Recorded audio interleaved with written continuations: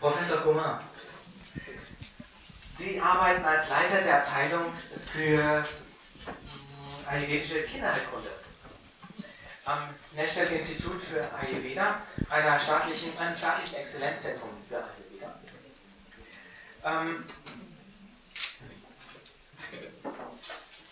Und darüber hinaus halten Sie auch ein Master in Psychologie. Und Sie haben einen Weg gefunden, wie man die Expertise des Ayurvedas verbindet mit klassischen auch psychologischen Ansätzen. Und Sie haben ein Tool entwickelt, das helfen soll oder kann, einfach, dass Mitarbeiter gut ausgewählt werden können. Dass Personalberater eine Technik in die Hand bekommen, wie sie Mitarbeiter gut auswählen nach dem Prinzip der Typologie des Ayurveda. My question comes a little later. Professor Kumar, you are head of the Department for Ayurvedic Pediatrics, and that in the National Institute of Ayurveda in Jaipur, which is a center of excellence for Ayurveda in India. And additionally, you are holding a master's in psychology. So what I understood is that you found a way to integrate the expertise, the Ayurvedic expertise, with your knowledge in psychology, and you have created a tool that helps to choose the right employees using the typology of Ayurveda through the concept of doshas. So my question is that wie wird diese Idee in Indien überhaupt akzeptiert und aufgenommen? Das ist ja etwas sehr Modernes, wenn man sich überlegt, dass Ayurveda doch ein sehr traditionelles System ist. My question is, how is this idea getting accepted in India? Because Ayurveda is a very traditional, medicine. So you're coming up with these new ideas. How is it accepted? Thank you, Mark, and thank you all. I think beginning is somewhat very much exciting with new ideas.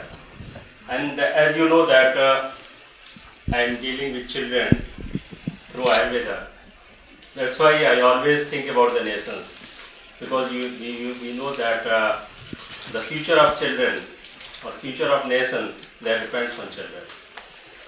While I was sitting, I was just observing the gathering, and Mark very rightly said that I am also involved with the mind-body profiling techniques. And this, because the idea is new. First I want to say that Ayurveda is not a simply system of medicine. It is a science of life.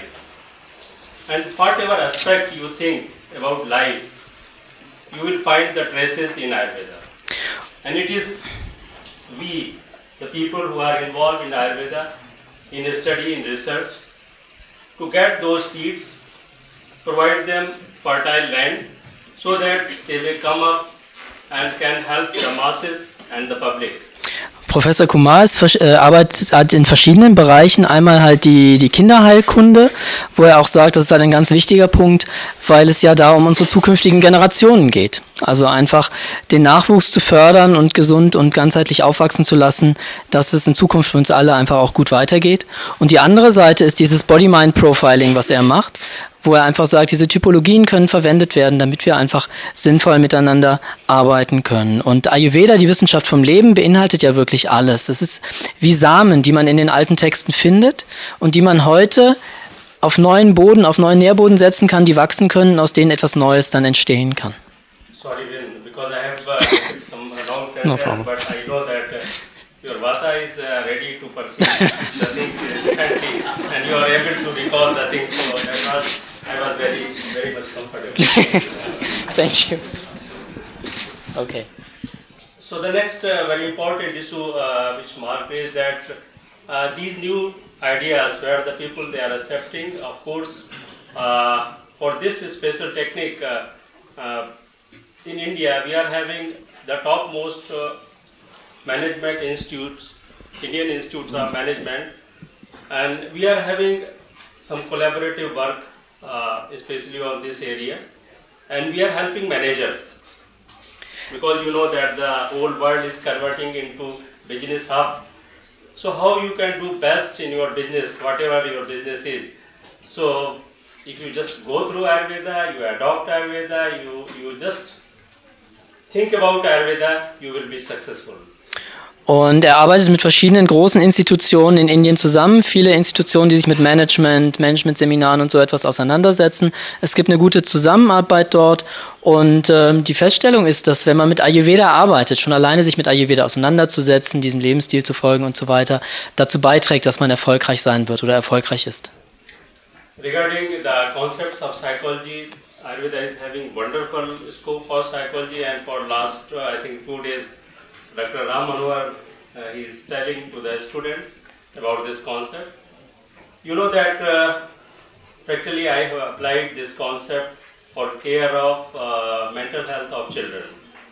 So we are very successfully dealing with the problem of ADHD, learning disability, autism, academic stress, memory related disorder.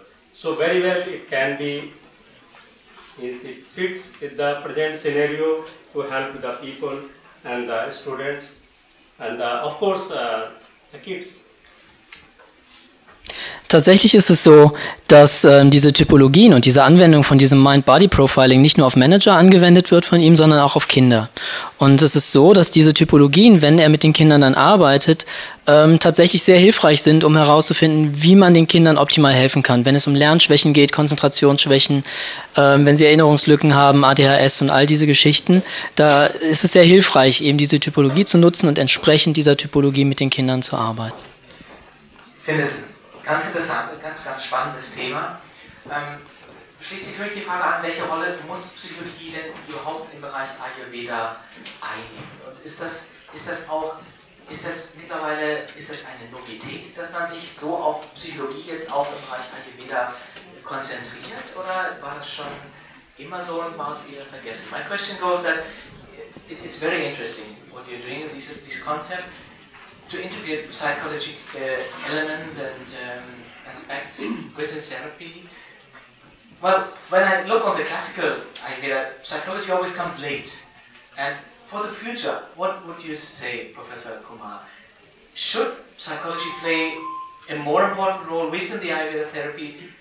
Was it a little bit lost, or or was it always there and we haven't heard much about it? I mean, what is the status and where do we have to move with these elements?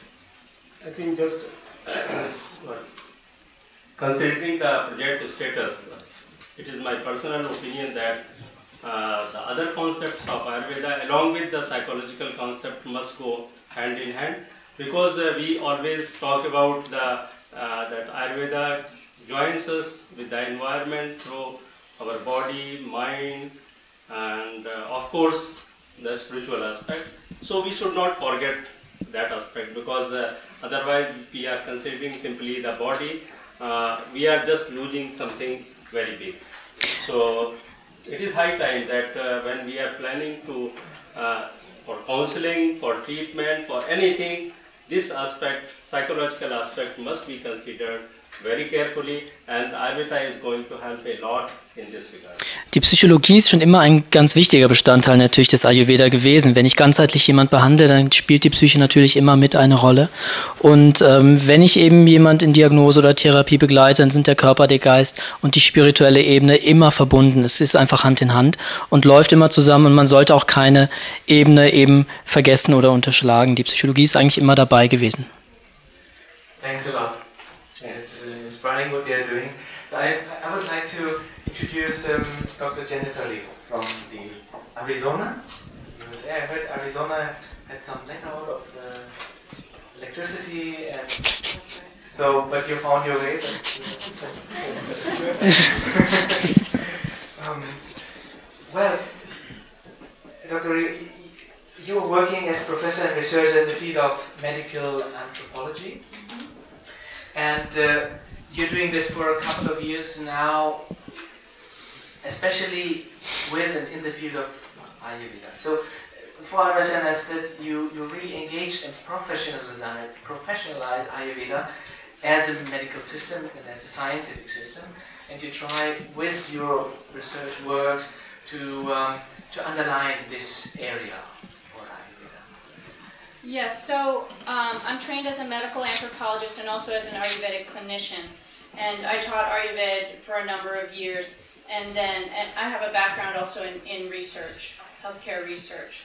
So currently, what I do at the University of Arizona is they basically hired me on to come up with more appropriate methodologies for studying Ayurveda as a whole system of medicine, beyond the gold standard that the professor referred to of the double-blind randomized controlled trial. So looking at some new ways that we can approach it, new ways to design studies, new ways to collect data, new ways to analyze the data and present the data that are more reflective of the indigenous science of Ayurveda itself. Miss Jennifer Ryu ist medizinische Anthropologin und Ayurveda-Ärztin und auch in der Forschung ausgebildet und arbeitet an der Universität von Arizona und ist hauptsächlich damit beschäftigt, denen zu helfen, sich zu überlegen, welche Methoden, welche Methodologien kann man entwickeln, um Ayurveda eben ganzheitlich auch wissenschaftlich zu erforschen, eben jenseits von doppelblind und randomisiert irgendwie aus dem System heraus eben eine sinnvolle Methodologie zu entwickeln, mit der es nach wissenschaftlichen Standards trotzdem untersucht werden kann. Yeah. one question, that moves me a little bit is to understand the situation of Ayurveda, because this is our team, the status quo, and to learn a bit how is it in America. Right, so I can speak to that. I was on the board of the National Ayurvedic Medical Association for a number of years, which is the primary professional association for Ayurvedic practitioners in the United States. And the situation in the United States is, still working on credentialing, developing standardized credentials. There are upwards of maybe 35, 40 schools now in the U.S. that are specific for Ayurveda, not teaching Ayurveda, amongst a host of other options, but specific for Ayurveda. And so they come in different forms. You have all your varieties. You have correspondence courses are really becoming a thing of the past in the United States. There are many more on-site courses, and now we have master's degrees and things that have a more professional orientation that can be considered equivalent to another scientific degree. Es gibt eine Association in den USA, wo halt auch so ähnlich wie der VERT hier Therapeuten und Behandler zusammenkommen und sich vereinigt haben und versuchen halt auch Standards zu entwickeln. Es gibt verschiedene Institutionen, ähnlich wie hier die Akademie, wo man Ayurveda lernen kann, wobei die Präsenzkurse immer mehr in den Hintergrund geraten in Amerika. Es ist immer mehr üblich, On-Site, also E-Learning, Distance Learning und sowas zu haben. Und man versucht da halt auch Standards zu entwickeln irgendwie, wie das Ganze auch eine gewisse Glaubhaftigkeit haben kann. Es gibt wohl inzwischen auch Master's Degree. So there is quite a discussion of licensure of Ayurveda in the United States. Pros and cons, pluses and minuses. I mean, ultimately, I think that will be the trajectory, that Ayurveda will become licensed, but really we're looking for one state to take that task on because healthcare licensure happens state by state. So, California probably is the most likely to happen within, I would say, the next 5 years. Und die Frage ist halt jetzt, wie weit man da wirklich in der Akkreditierung gehen kann. Also das Ziel ist ja langfristig natürlich schon eine gleichwertige Akkreditierung, wie wir es auch in Indien haben, dass Ayurveda-Medizin eben gleichwertig neben der anderen Medizin steht. Und in den USA ist es so, dass das Ländersache ist. Also jeder einzelne Staat entscheidet darüber, wie das Ganze abläuft. Und sie schätzt, dass innerhalb der nächsten 5 Jahre wahrscheinlich in Kalifornien als einem Vorreiterstaat, da dann die erste Akkreditierung stattfinden wird. We have the impression that in the US there's a huge yoga movement as well as in Germany, but that Ayurveda is very, how to say this, is a little bit, it sticks to this yoga movement, is actually brought up through the yoga schools and through yoga people. Is it as such, and is this a how to say, is it a little bit a conflict for the scientific work that you're achieving, or does this work hand in hand? I think it goes hand in hand. I mean, I think just as yoga as a physical hatha yoga sort of rode the coattails of meditation into the Western world, Ayurveda has in some ways ridden the coattails of yoga. Now, the yoga and Ayurveda communities in the United States are actually working very productively together, and I recently was asked to be on the board of the Yoga Alliance, which has many tens of thousands of practitioners. And the reason that it was significant is because they expressly stated to me their desire to ally themselves with Ayurveda as a science of healing. And so the West, you know, unfortunately separated these things, and now we have the job of putting them back together because they were always meant to function as one. Die Frage von Marc war, ob es ein Problem darstellt, dass ja zum Beispiel bei uns war es so, dass über die Yoga-Schiene Ayurveda irgendwie ins Bewusstsein langsam der Leute reingekommen ist und natürlich in so einer gewissen Ecke steht und das entsprechend schwierig ist, dann Ayurveda in die wissenschaftliche Ecke irgendwie zu ziehen und wie es denn in den USA aussieht. Und sie sagt, dass es da eigentlich Hand in Hand geht, also dass das sich nicht ausschließt. Es gibt halt viele Yoga-Lehrer, es gibt die Yoga Alliance, die sie auch gefragt hat vor kurzem wohl, mitzuwirken, dass Yoga und Ayurveda als Wissenschaften wieder zusammenkommen. Und wir haben das Problem im Westen, dass es alles so getrennt ist, Yoga, Ayurveda, Meditation und so weiter, obwohl es ja eigentlich mehr zusammengehört. Und da haben sie jetzt die Möglichkeiten und wollen das auch aus beiden Richtungen, dass es zusammengeführt wird. One additional thing, because I'm part of the research community and the academic community, yoga research has gotten a head start on Ayurvedic research in the United States. And so there's now an entire yearly conference held just for the presentation of yoga research in the US. And that is the primary barrier to the acceptance of Ayurveda as a whole system of medicine that can function independently is the lack of the research basis, and so that's where the work I think needs to be done right now. Das größte Problem für Ayurveda, um sich wirklich durchzusetzen in den USA und anerkannt zu werden, ist das Fehlen von wissenschaftlich evaluierten Daten. Wissenschaftliche Forschung ist halt ein ganz, ganz wichtiger Punkt, um Ayurveda in den USA auch weiter voranzubringen, und das gibt es seit einigen Jahren im Bereich Yoga. Also im Yoga, weil es ja auch aus der Forschung